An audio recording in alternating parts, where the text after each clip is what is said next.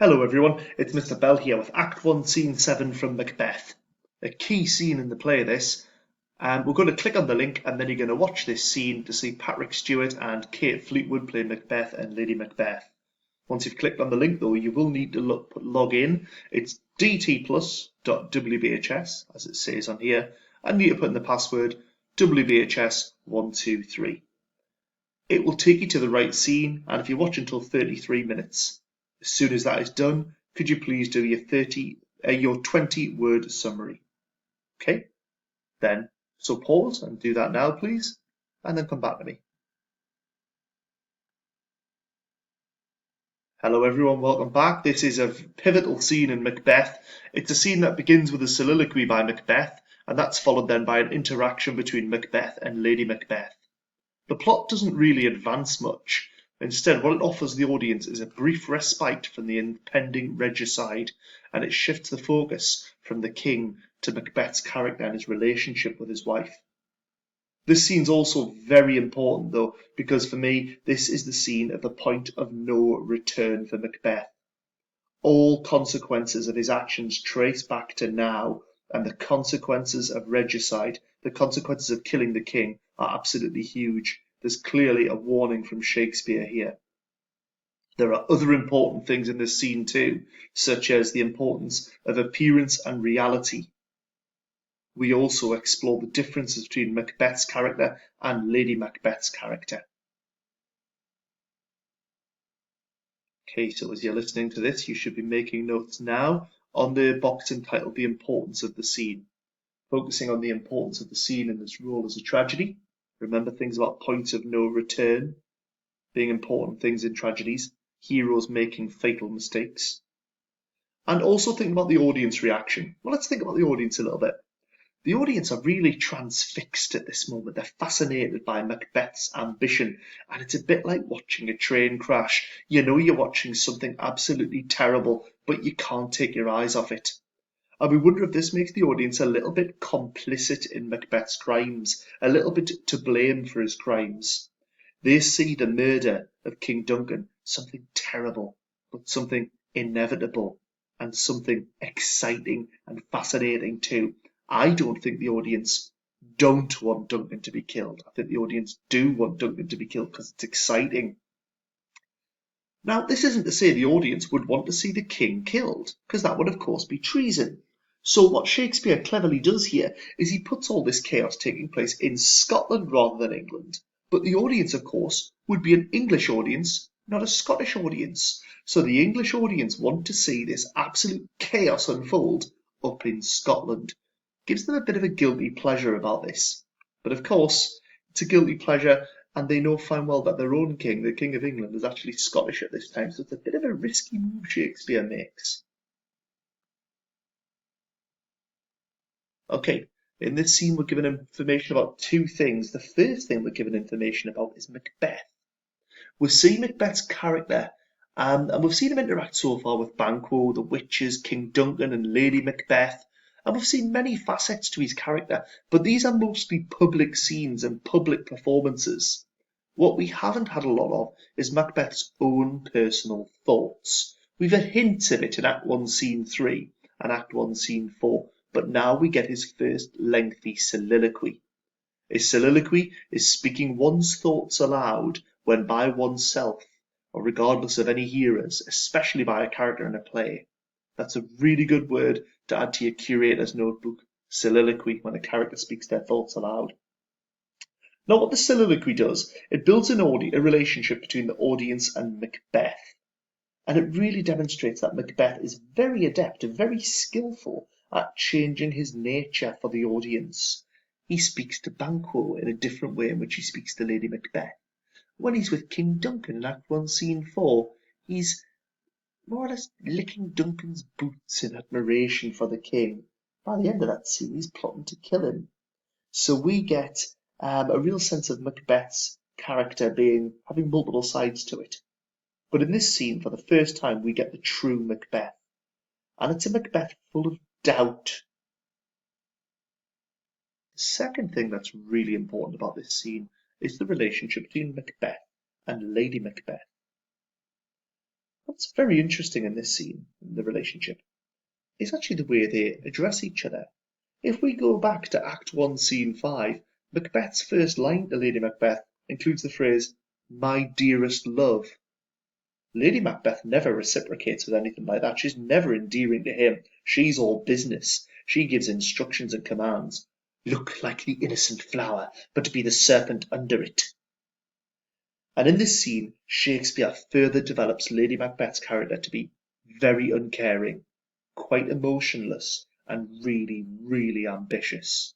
We'll come back to Lady Macbeth later. Let's zoom in on the scene now by looking at Macbeth's great soliloquy.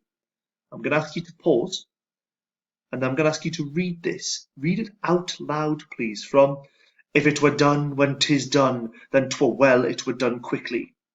There'll be bits you won't understand. On the right-hand side, we have the soliloquy in a nutshell. So, maybe get yourself in front of the mirror and read the scene out loud. You'll get a sense of Macbeth's character. When you're done, press play, and we will continue. Okay, what we have here, let's go into the analysis of this scene. We have got a deeply troubled mind here. He's almost trying to talk himself out of the murder, but with no real, because he has no justification with the murder, but he doesn't actually share that with Lady Macbeth, that he doesn't feel he has any justification, which makes it really easy then for her to actually convince him, doesn't it? Let's look at some of the things Shakespeare uses. The first thing we're going to focus on is natural imagery. Take a moment, take a highlighter pen or a felt tip. What natural imagery can you find in this particular scene, in this soliloquy? Okay, so we've got references to the wind throughout it at the end there, shall drown the wind. We've got further oblique reference to the wind there, but this blow. We have all sorts of various references to weather and things like that. The second thing that's really interesting, I think, is the echoing of Act 1, Scene 4. You might remember in Act 1, Scene 4, Macbeth says, "The Prince of Cumberland, that is a step on which I must o'erleap or else fall down." When he's talking about Malcolm, he talks about the need to jump over him. Now this reoccurs at the end of this scene, end of this soliloquy, where he says, "I have no spur to prick the sides of my intent, but only vaulting ambition which o'erleaps itself and falls on the other." This concept of leaping over things seems incredibly important to Macbeth. There are also references to time here. In the fifth line, you will see that reference to the shoal of time. So make a note about the theme of time. Time becomes really important for Macbeth. Ultimately, time runs out for Macbeth at the end. And when Lady Macbeth dies in Act 5, Macbeth delivers his most famous soliloquy, which begins, "Tomorrow and tomorrow and tomorrow. There would have been a time for such a word." And Macbeth realizes that time has almost played a trick on him, that he's been trapped by time, that ultimately time leads to our death. What else do we have in this scene that's interesting? So these notes should be going in your analysis of the soliloquy. The box on the bottom of page 1 there. We've had natural imagery. We've had the echoes of overleap. We've had overleap repeated. But the theme of time. We've now got here our poisoned chalice. A chalice is a cup holding a drink, and a poison chalice suggests he's almost been poisoned. Now we remember Lady Macbeth saying, "I will pour my poison in your ear," or something like that. So maybe it's the effects of Lady Macbeth. We also have an awful lot of references to good versus evil here. Look at the description of Duncan. "Besides this Duncan hath borne his faculties so meek, hath been so clear in his great office." That's all very good, but it gets even greater now. "Virtues will plead like angels." His virtues are like angels. He describes him as heaven's cherubim, another angelic image here. So he's describing Duncan in a really angelic way, but he contrasts this sense of angelic with the phrase deep damnation, his own sense of going to hell if he does this task. Now I think all the way throughout this soliloquy, His priority isn't not to kill Duncan, his priority is not to get caught, which of course makes it much easier for Lady Macbeth to then convince him, doesn't it? Okay, when you've got really good notes on that, I'm going to ask you now to click this link and listen to Patrick Stewart talking about Macbeth's motivation and make a few notes on that. When you finish that, you've got these 5 bullet points in your sheet. What do you think is motivating Macbeth at this moment in the play? Is it his love for Lady Macbeth?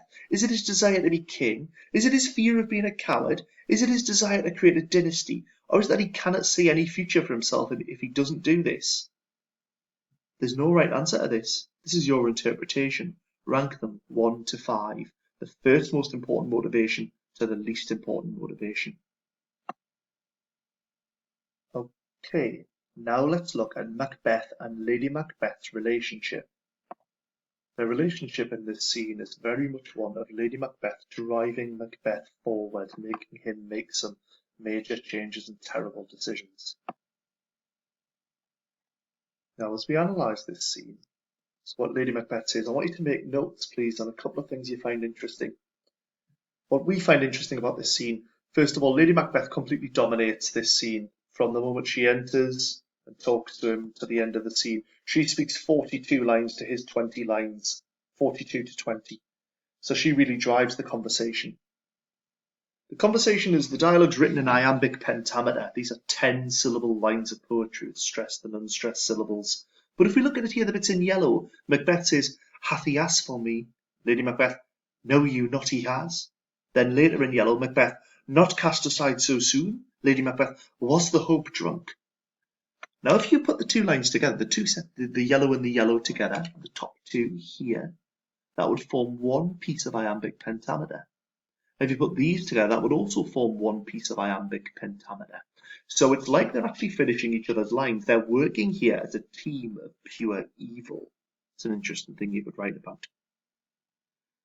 In this bit here, Macbeth says, prithee peace, I dare do all that may become a man. Who dares do more is none. Macbeth questions, who would do more than a man? And who dares do more is none. Who would do this? Is not a man. He's talking about the devil here. Only the devil would do something as hideous as this. So Lady Macbeth responds to him, what beast was it then that made you break this enterprise to me?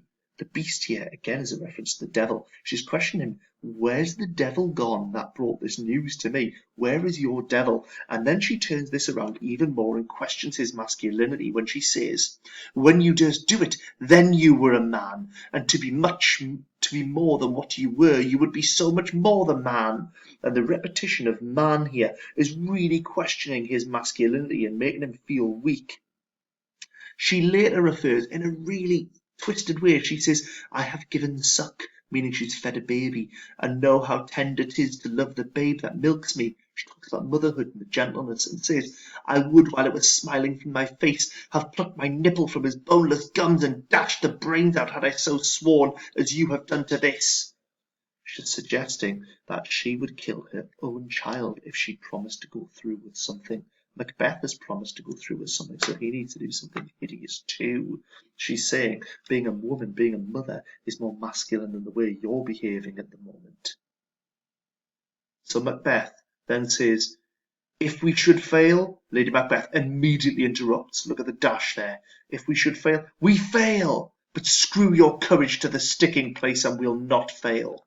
And this line here, if we should fail, might just be the last moment of doubt we get from Macbeth throughout the rest of the play. If he had a bit more doubt, he might be a bit less of a psychopath. Lady Macbeth again shows herself to be very practical. He has all of her plans throughout this speech, and the speech ends with Macbeth saying, I am settled and bend up each corporal agent to this terrible feat. Now listen for the rhyming couplet. Away and mock the time with fairer show, false face must hide what the false heart doth know. We've talked about rhyming couplets being a sign of evil, but this is also totally about appearance and reality, key things in this play. Okay, here's a quick summary of the scene that you could refer to as well. If you want extension work, click this link for Mr. Salas. If you'd like to do some motif charting, motifs are patterns in language, then here is a starting point for you. A long one this. I hope you found it useful. That's everything. All the best.